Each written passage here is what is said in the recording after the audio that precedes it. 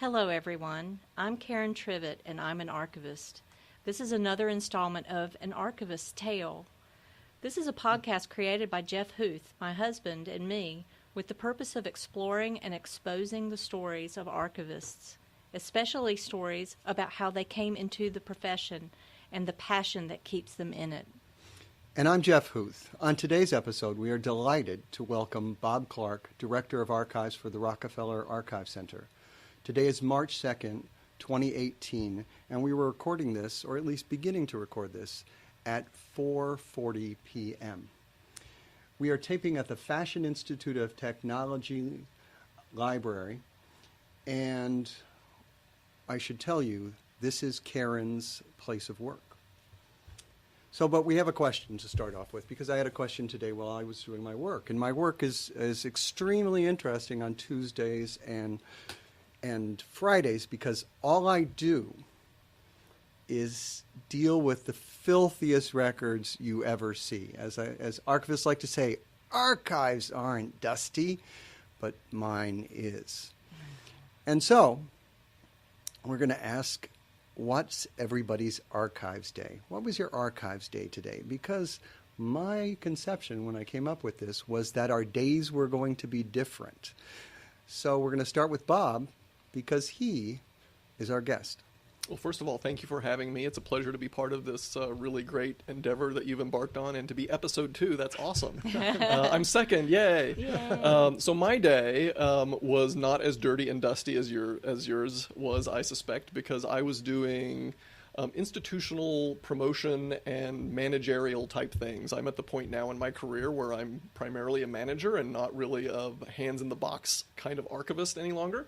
So I was dealing with some managerial issues this morning, planning on doing a hiring round in the next couple of months, so we were talking about that.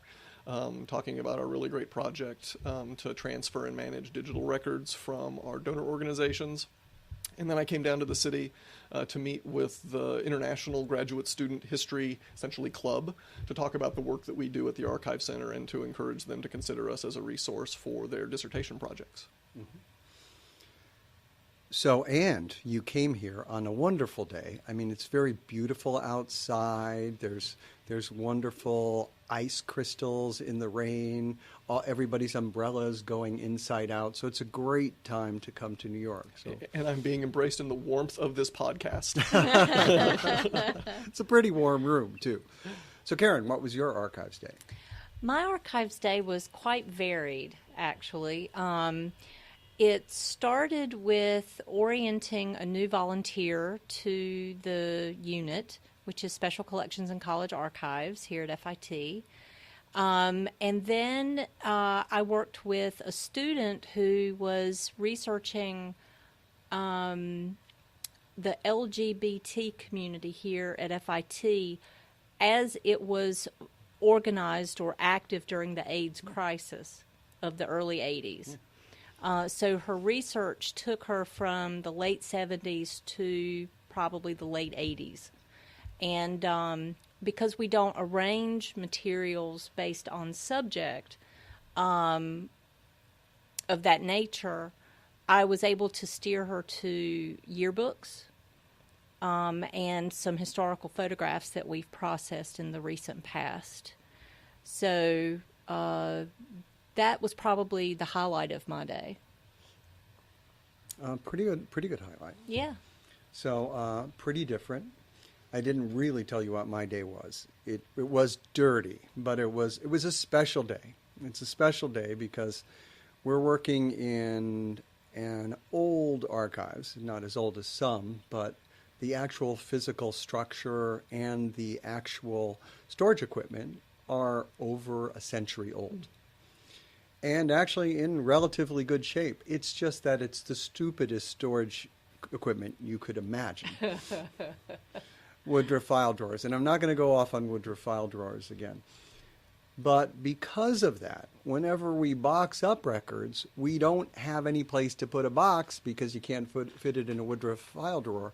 So we have 1,665 boxes of records, which I may add another 180 boxes to, and we're going to move them to Staten Island next week. So this week, we're putting barcodes on them, and the barcodes are just telling you this is box number this of this series and what pallet they go on, because we're going to take them off pallets and on ledges and all sorts of crazy spaces, and we're going to put them on pallets in or on Staten Island. And the interesting thing to me is that when we're going through this, it appears that it's going to be an easy job, except for the fact that I had to move 500 boxes by myself today. And I'm just one of the people working on it. So we moved the number of boxes we moved is more than the number of boxes that we needed to deal with, because we had to move them more than once.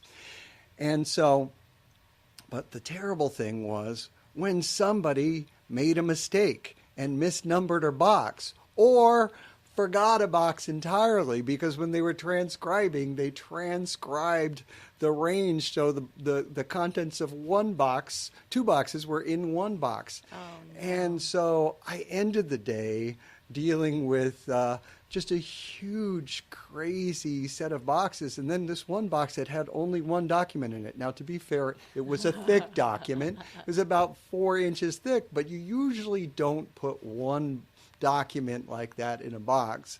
And so we reboxed. We did all sorts of crazy things. But here's what I learned today. Jeff, you've got to institute some quality control that looks at the records. I'm doing the quality control at the back end. And honestly, like Bob, I shouldn't be doing anything. I mean, I'm an executive level guy. I shouldn't be doing this, but I can't send my people into this space for years, because it's taking us years, and not be there as well. So that's why I'm there. But see, the way you guys spend your day is why being an archivist is so awesome. Yeah. Because in the reference end of things, you never know what that next subject is that's going to come through the door, and that was an intriguing way for you to learn about your records in a different way, because somebody else is looking at it from a different perspective. Exactly. Whereas how Jeff spent his day, this is why archivists are such great problem solvers, is because we have to think in aggregates and how to solve problems in aggregates. Yes. So whether it's one box of records that's a hot mess, or whether it's an entire warehouse in Woodruff files and a box is out of order, you've got to solve the problem, and you usually have to do it on the fly. So you use your archival theory and practices and policies to solve the problem as it is. To guide you. Yeah. Yep. And luckily, I had some of my records center guys to help move boxes. They're better than the rest of us. They have practice. I should tell you, I had another archives thing, which is sometimes what I get is I get reference requests that the staff there can't solve, but almost every time I can't solve them either. And I left today after having 2 reference requests and saying, we have hundreds of thousands of cases. I could show you tons of interesting cases. Why do they only ask for the ones I cannot find and that I can almost even prove no longer exist? What happened to those cases? Oh, la, la. So that's sad. Yeah. Do we have any questions for Bob? Yes, we do. And I will pose the first one. All right. The first of 2, by the way. Okay. How did you come to be an archivist in the first place? I love a good archivist origin story. Yeah. In fact, when I interview candidates for positions, I usually ask them as their icebreaker question, what is your archivist origin story? Oh, that's cool. Because everybody comes into it a little differently. Yeah. So my archivist origin story is that I was a young history major at Texas Tech University. And I guess I was a sophomore, and I was working as the office assistant in the honors program office, and the honors program was run by a history professor. And let's face it, I needed beer money or food money or whatever it is you need as a poor undergraduate. And Dr. Harper suggested that I go to the library special collections and see if they needed any help, because they always needed student assistants to organize papers. And the special collections was called the Southwest Collection. It collects materials on the history of the American Southwest. Ranch records, personal papers, business records, that type of thing. So I went over there and interviewed with the archival assistant who managed the student labor, and she's still my best friend to this day and mentor to this day, and she gave me a shot. And I remember being ushered down to my basement office, which I'm sure violated all sorts of fire codes, because it had, page miracle boxes on wood shelving all around me. Oh, and I sat at a partner desk with another student across from me. and there was a light bulb swinging from a wire above us. And my mentor, Lisa Lambert, set this box in front of me and said, this is a box that was found in an old house in the original township of Lubbock, Texas. And the new owners of the house found this box. We don't know what's in it. See if you can figure it out. And so I started going through this box and pulling out letters and photos and Valentine's cards and Christmas cards and newspaper clippings, and just kind of started sorting them, and then started to put together the story of this woman's life. And I had this aha moment where I'm helping give this woman voice when she had none before.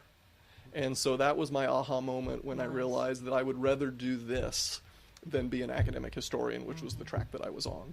So I stayed working for the Southwest Collection, and as I got to the next level of education, it seemed like the next position became available. So as I was working on my master's in history with a minor in archival administration, the graduate assistantship came open. And then when I finished my master's, Lisa moved on to another position, so her position came open. And then ultimately I ended up being the manuscripts archivist and the field representative for the Southwest Collection. That's amazing. Yeah, timing is everything. Timing is everything. Timing is everything. So for your staff now, do you have working conditions as good as you had when you started off? Well, I work at a place named Rockefeller, so our working conditions are pretty satisfactory. Yes. I actually took a detour out of the archival profession, though, after I joined the full-time staff of the Southwest Collection in Texas Tech. It was around 1991, and I don't know if you remember, but back then there was a whole class of archivists who had come in kind of during the 1960s and 70s Vietnam era. And so the really kind of choice jobs at really, really great institutions, not that Texas Tech is not a great institution, but I had done my time there, and I wanted to move on to something else. But the movability for young archivists at the time was not very good. And so I searched around, and I realized that I was going to have to kind of jump from institution to institution for a very long time to finally get into a position that was more stable. And so I took a detour and went to law school, became a lawyer, practiced law for 7 years in New Mexico. Hated every single minute of it, except for the 2 adoptions that I did. And just at the turn of the millennium, depending upon your definition, it was early 2001, I decided I'd been out of the archival profession for 10 years, and I started applying for jobs as a lawyer with the government. And on the USA Jobs website, I don't know whether you've ever looked at that or not, but you can actually have it send you job postings. And there's a drop-down menu for job titles. And as I went in and to find attorney in the drop-down menu, archivist was just alphabetically just above attorney. Oh, yeah. So I went in and I thought, what the heck? So I checked that as well. And within a couple of weeks, a job posting for an archivist position at the Franklin D. Roosevelt Presidential Library in Hyde Park, New York came open. So I rearranged my resume, put all the history and archive stuff at the top and all the law stuff at the bottom, and sent it in. Kept applying for law jobs, didn't hear anything, was not having any luck. Lo and behold, in about March, I got a letter saying, you've been referred to the hiring agency. And I was like, great, a law job. And I'm like, Franklin D. Roosevelt Library, what was that?